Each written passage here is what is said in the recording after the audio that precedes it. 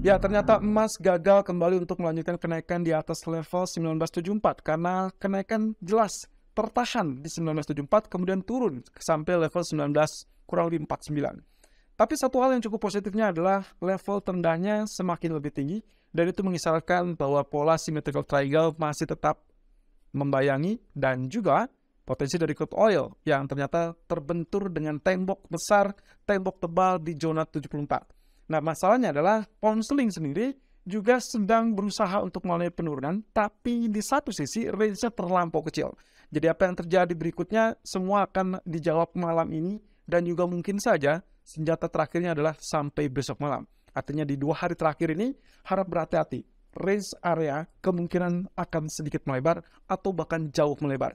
Karena jawaban dari semua market tergantung kepada data GDP dan juga data PCE hari Kamis dan juga hari Jumat. Kita cek dari technical berikutnya.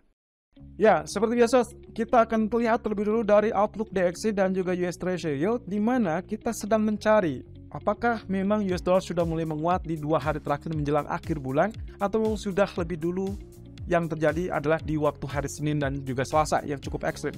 Tentunya kalau misalnya kita perhatikan candle terakhir ditutup dengan bullish, tapi kita belum tahu apakah ini pertanda apa yang kita curigai sebagai double bottom area bisa terwujud atau tidak. Karena jelas untuk bullish candle berarti sinyal untuk reversalnya ada, tapi untuk hari ini maka kemungkinan US dollar harus bisa tembus level high kemarin.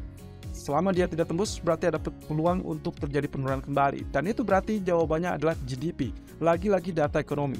Jadi semua ini masih bergantung kepada data, tapi untuk pagi ini sampai kurang lebih menjelang sesi Eropa ataupun mungkin sesi Amerika, kemungkinannya potensinya kita masih akan lihat sideways tapi sambil merangkak naik. Dan itu akan dibuktikan dari grafik H4. Kalau misalkan Anda lihat di sini pergerakannya masih tetap dalam jalur, ya saya rasa ini masih tetap dalam jalur penurunan sebetulnya secara keseluruhan. Tapi yang harus kita pahami terlebih dulu dan juga harus kita pantau adalah terkait dengan area-area.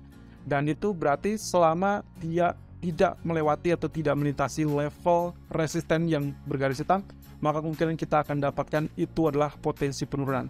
Artinya, meskipun nantinya ada peluang dia untuk mulai kenaikan, maka bukan mustahil nantinya akan terjadi rejection. Ini masih persis dengan apa yang digambarkan kemarin. Tapi bagaimana kalau misalkan dia terjadi penurunan lebih dulu?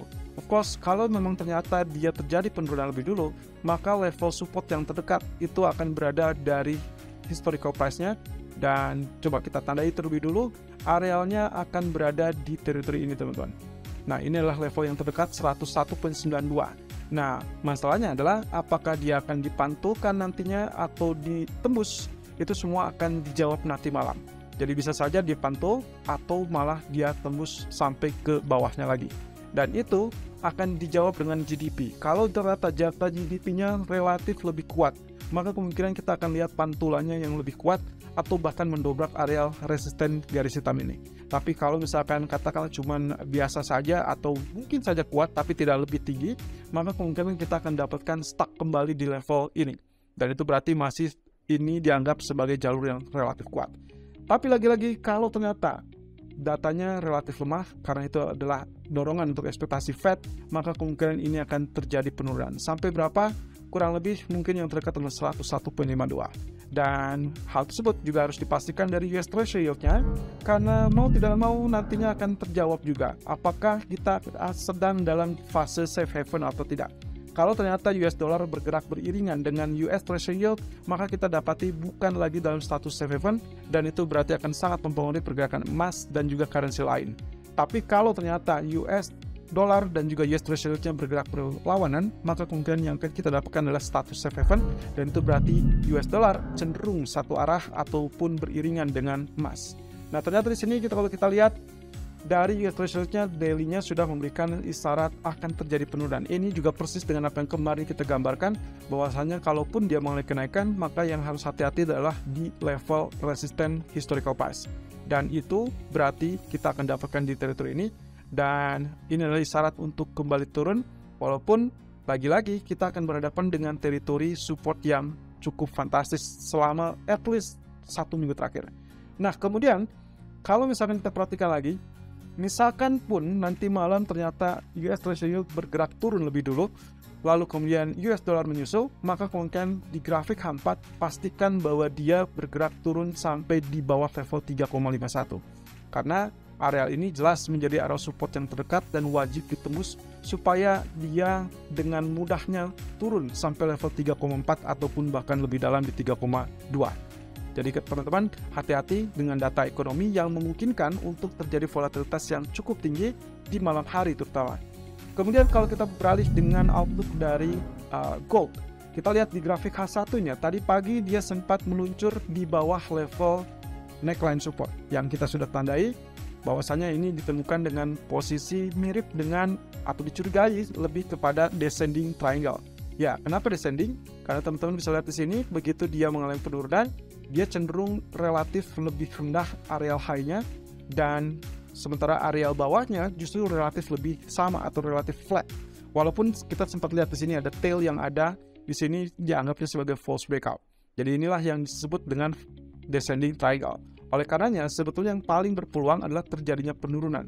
Jadi yang kita harapkan walaupun terjadinya kenaikan itu akan tetap berakhir dengan pola tekanan turun, dan spesialnya penurunan ini akan sesuai dengan target ketinggian, dan itu berarti kurang lebih di area 1944. Oke, kalau misalkan dilihat tadi pagi sebetulnya dengan penembusan ini, apakah sudah dikatakan tembus atau tidak?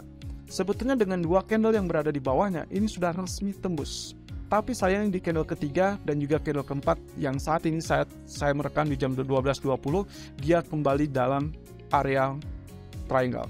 Jadi kita bilang ini mungkin saja gagal, tapi hati-hati, selama dia kenaikannya tidak lanjut sampai di atas level 66, maka kita masih bisa berharap ini tetap terjadi rejection, dan targetnya kurang lebih hampir sama dengan yang tadi, masih di kisaran 1944. Nah, tapi juga ada masalah, yaitu level 1948, 1950-an itu masih tetap akan menahan diri untuk terjadi penurunan.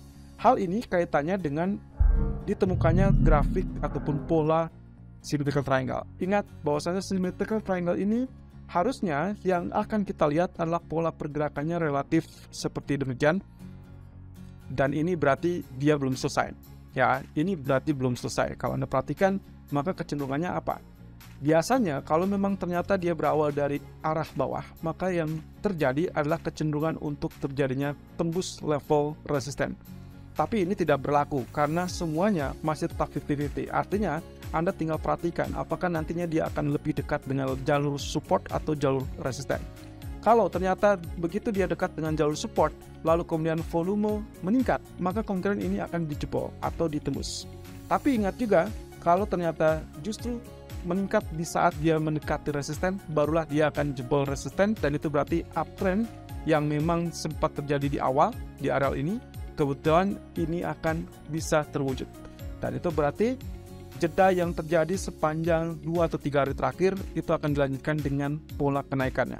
Nah, selain itu kita juga menemukan pola lain di mana arealnya kurang lebih, kalau Anda perhatikan di sini, kita asumsikan ini bisa saja sebagai areal double bottom, atau bisa saja double bottomnya tidak seperti demikian, melainkan seperti ini. Nah, ini juga adalah double bottom, artinya kita mengandalkan arealnya adalah di bagian FR 61.8%, dan itu kemungkinan ada di 1932. So, kalaupun saya akan prefer untuk melakukan buy atau mengincar zona buy, saya baru akan melakukannya di dekat 1932. Dengan catatan stop loss-nya tentunya disampaikan atau disimpan di bawah level 1932. Jadi teman-teman, untuk Anda yang mengincar zona buy, sebaiknya prefer tunggu sampai pertahanan ini tembus atau sampai mendekati level 1940, 1935, stop loss di bawah 1932. Biasakan 3 atau 5 poin untuk mengantisipasi kalau memang dia tembus, berarti dia akan melanjutkan penurunan. Jadi dia trennya sudah berubah karena dia tembus 61.8%. Di satu sisi lain, kita juga bisa mengharapkan kemungkinan ada alur yang lebih pendek terkait dengan double bottomnya. Anda bisa perhatikan di sini. Nah, selama dia tidak tembus dari jalur triangle, berarti kita anggap ini adalah double bottom inside triangle. Dan itu berarti kita akan dapatkan pola dorongan kenaikan, dan neckline-nya itu akan berada di jalur ini. Nah, ini berarti kita ambil saja dengan area yang sama, dan tarik garis sejajar, maka kita akan dapatkan neckline di kisaran 80-an. Jadi begitu dia tembus 1980, Anda switch strategi untuk melakukan buy atau follow buy dengan potensi target terdekat adalah 1996, 1997. Dan kalau misalkan itu tembus di malam hari, maka Anda boleh pertahankan buy Anda dengan target terdekat 2009. Karena misalkan data GDP-nya relatif lebih lemah, maka itu adalah peluang untuk mendorong kembali naik. Di sisi lain, kalau data GDP jauh lebih kuat, maka ini akan terjadi penurunan, bahkan 1932 pun relatif bisa dijebol. Nah, ini mengindikasikan kita belum dalam tahapan reverse, melainkan masih tetap harus wait and see, dan semua akan ditunggu terkait dengan data ekonomi. Kemudian beralih kepada status dari pound sterling. Kemarin kita sudah sempat sampaikan di video bahwasanya ada alur yang menyebutkan kemungkinan dia kecenderungannya adalah bearish divergence, kemudian dia akan rejection di jalur trendline coklat, dan itu yang terjadi. Meskipun sempat ada tail di atasnya, kita anggap ini false breakout karena dia ditutup kembali di bawah di satu candle berikutnya. Jadi kita tidak anggap tembus, dan harapannya adalah kenaikannya singkat, kemudian kita akan lanjutkan dengan pola penurunan. Jadi kita masih akan berpotensi melihat jalur ini kurang lebih di area 1.2280-an atau mungkin jalur ini 1.2260-an itu bisa ditembus. Dan target utamanya adalah 1.2202. Tapi hati-hati teman-teman. Tetap dengan menggunakan SL, SL-nya disimpan di atas 1.2260-an, itu jauh lebih bagus, atau 1.2360, sorry. Jadi kalau misalkan pun teman-teman melakukan sell di kisaran 2320, 2340, itu masih jauh lebih recommended.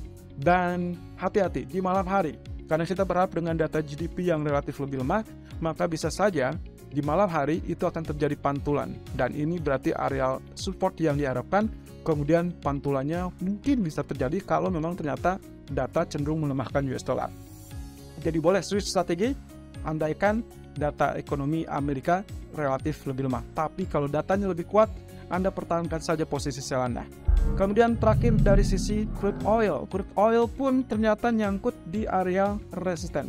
Ya, tentunya Anda masih ingat saya sempat menyebutkan tentang peluang dari yang namanya bearish flag.